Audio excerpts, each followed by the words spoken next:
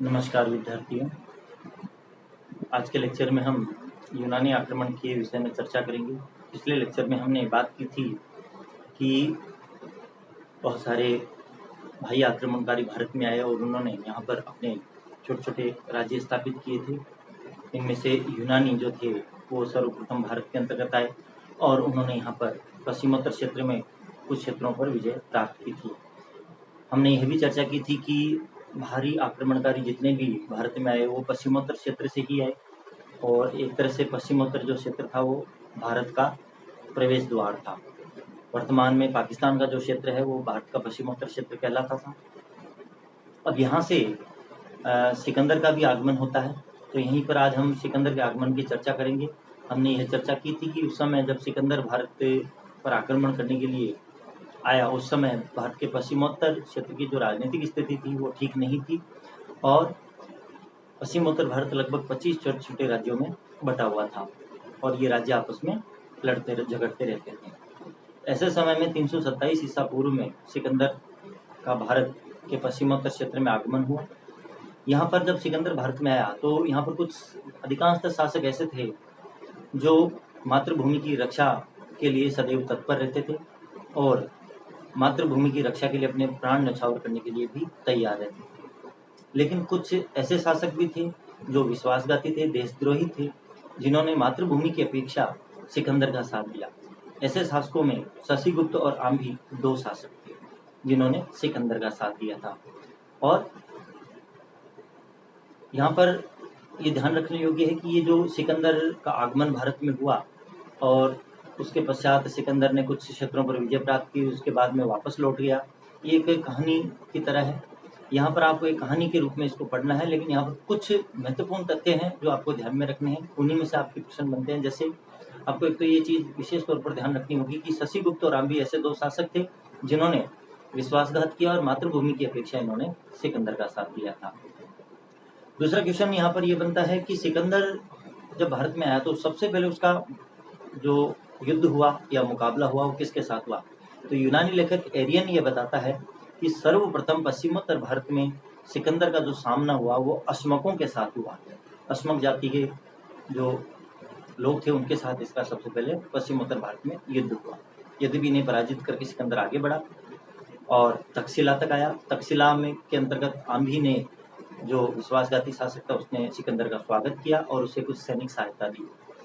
आम्भी से सैनिक सहायता प्राप्त करके सिकंदर आगे बढ़ा और इसके पश्चात उसने झेलम और चेनाब नदी के बीच पौरव राज्य की सीमाओं पर पड़ाव डाला।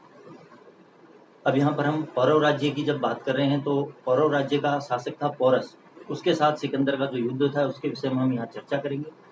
देखिए, पोरस जो था वो एक देशभक्त शासक था और देशभक्ति की भावना उसमें कूट कूट कर भरी हुई थी।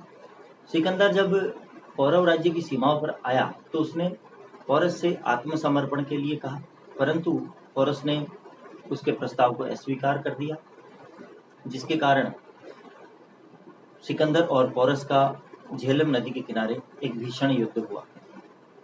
सिकंदर ने धोखे से रात्रि के समय पोरस की सेनाओं पर आक्रमण किया, परंतु पोरस की सेनाएं जल्दी ही संभली और उन्होंने यूनानी सेनाओं का डट कर के मुकाबला किया।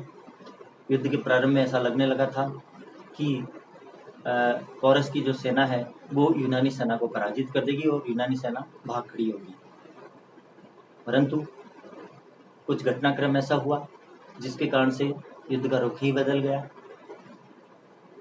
नदी जो झेलम नदी थी उसकी चिकनी मिट्टी के कारण से भारतीय सेना के जो हाथी थे वो उस मिट्टी में फिसलने लगे और फिसलन के कारण से पुनः पीछे मुड़ करके और अपने ही सैनिकों को कुचलने लगे थे। देखिए, सिकंदर की सेना में घुड़सवार सैनिक अधिक थे और भारतीय अधिकांशतः हस्ती सेना का प्रयोग करते थे, हाथियों की सेना का प्रयोग करते थे।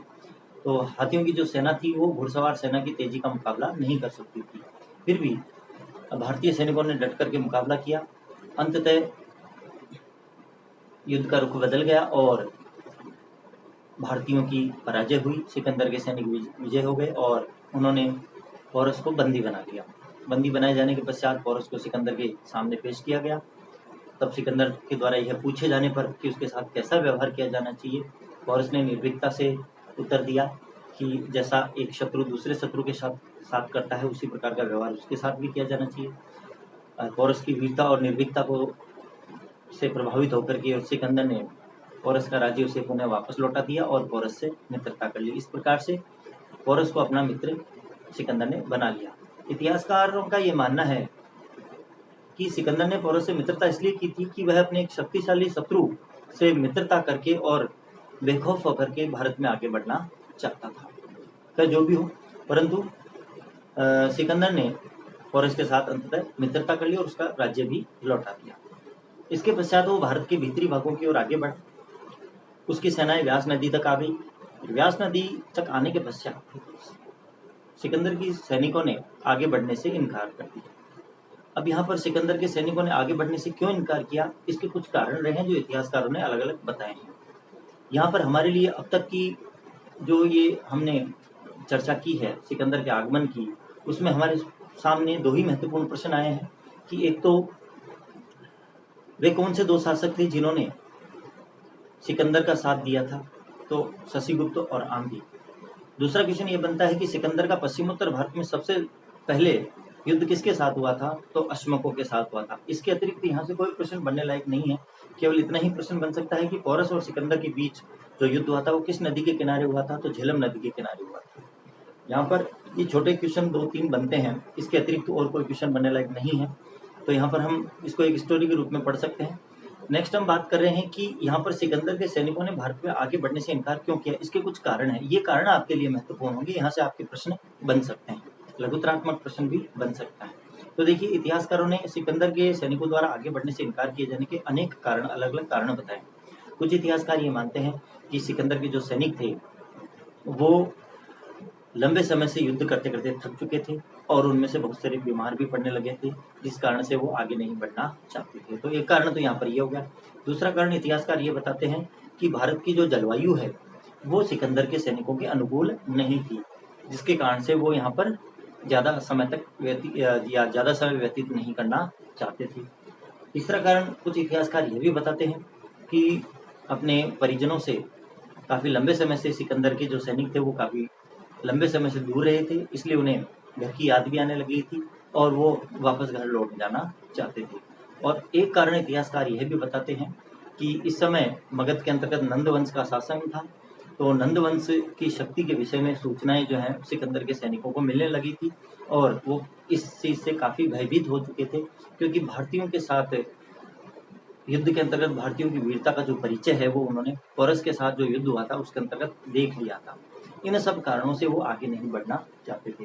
काफ़ी सिकंदर के प्रयासों की काफ़ी प्रयासों के बाद भी सैनिकों ने जब इनकार कर दिया तो सिकंदर को मजबूरीवश वापस लौटना पड़ा।